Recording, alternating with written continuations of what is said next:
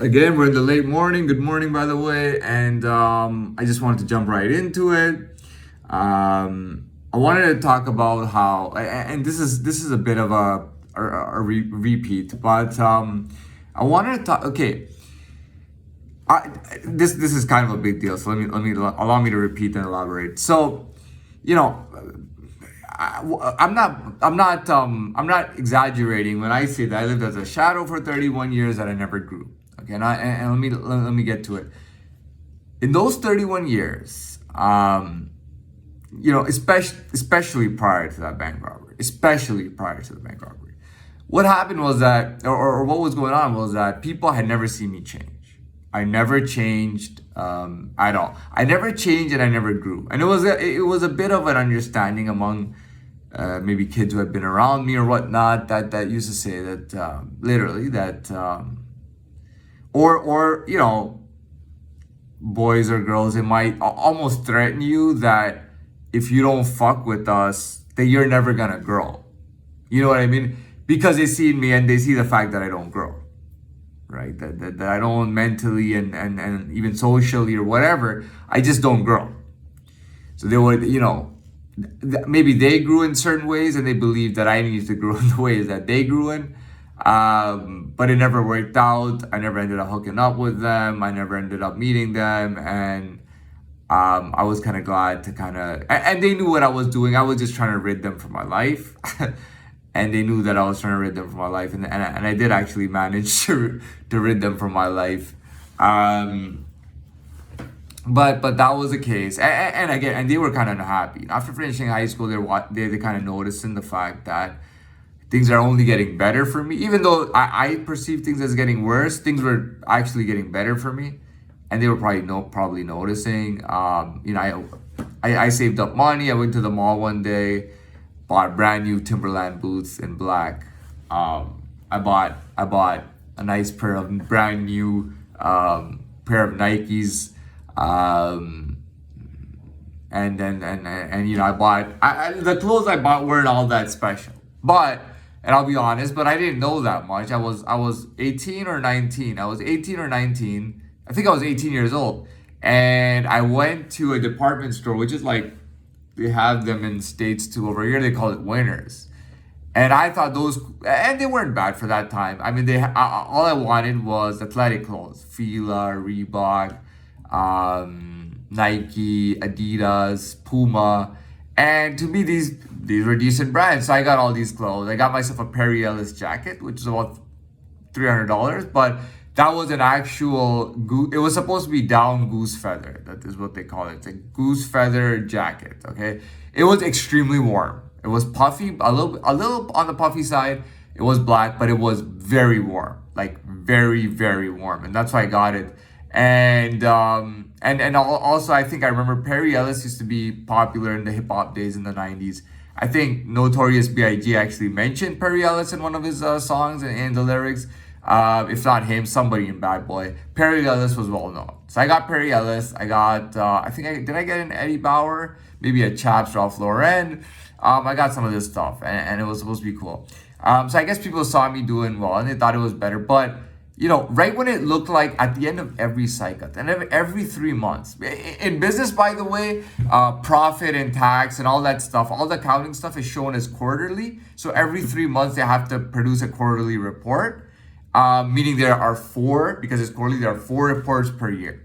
It's kind of like the human schedule works too. So every 3 months, they thought that I was on the verge of growing, right? Oh my God, he's finally gonna outgrow us. Oh my God, he's gonna do his own thing. He doesn't give a shit about us. And then it would be that at the end of every 3 months, I would fail. I would not get out of that cycle. And I would have to change my mode and get into another cycle and start from the beginning.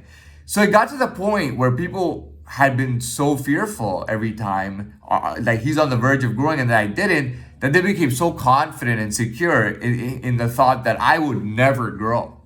And that made them feel better about themselves. The fact that they'd always be above me, they'd always have grown more than me, no matter how many mistakes or how bad they did, they'd always grow more than me. That kind of made them like me, the way you like somebody who's lesser than you. It wasn't about lesser, it was just the fact that I didn't grow. So they became so confident that no matter what happened, that I would never grow. And they thought that me committing that crime, their bank robbery, going to jail. That would only make me more so to not grow. You know what I mean? And finally I did. Finally I broke out. I mean, it's been over 3 months and I'm definitely out of that first cycle. I am definitely out of that first cycle. And that's something they never thought would happen. Now they're looking and going, wow, it finally happened. What we feared finally happened. He made it out of the first cycle.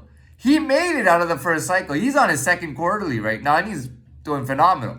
You know what I mean? He's everything. He's not only everything, he is so much more than we could have ever imagined.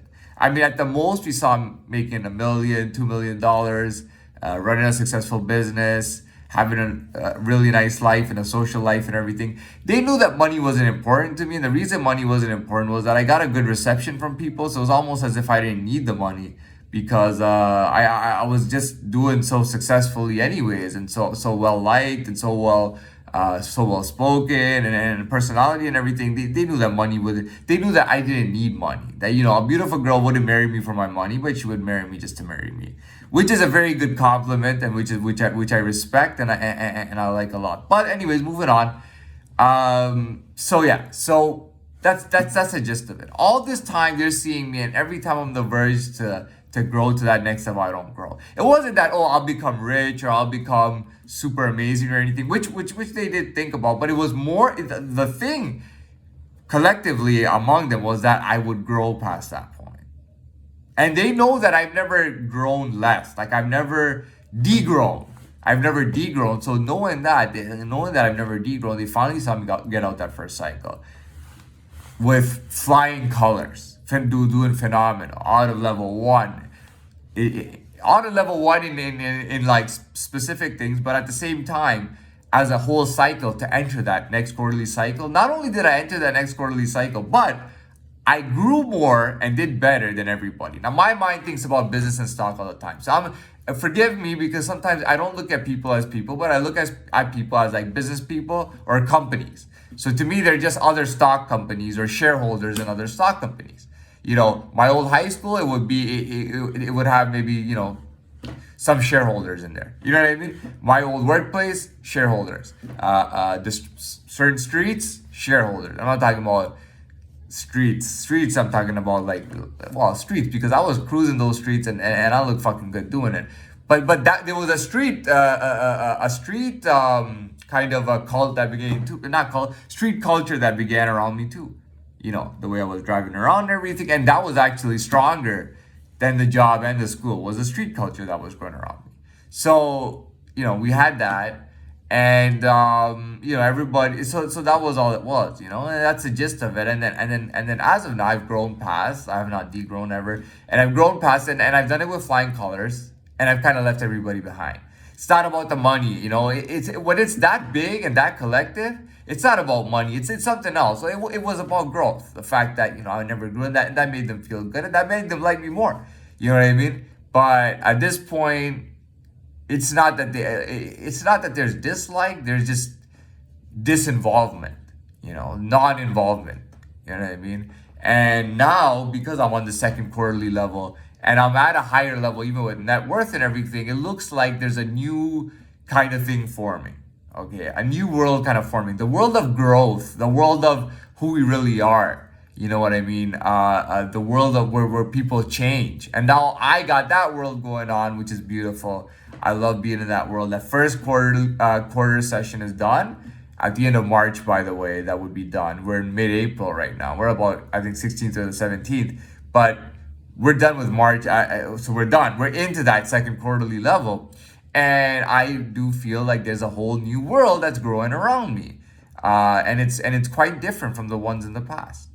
Now, if I talk more, it'll only be to repeat the same things and to grind it into your head. I'm not your English teacher. I'm not going to waste my time doing that. So good morning again.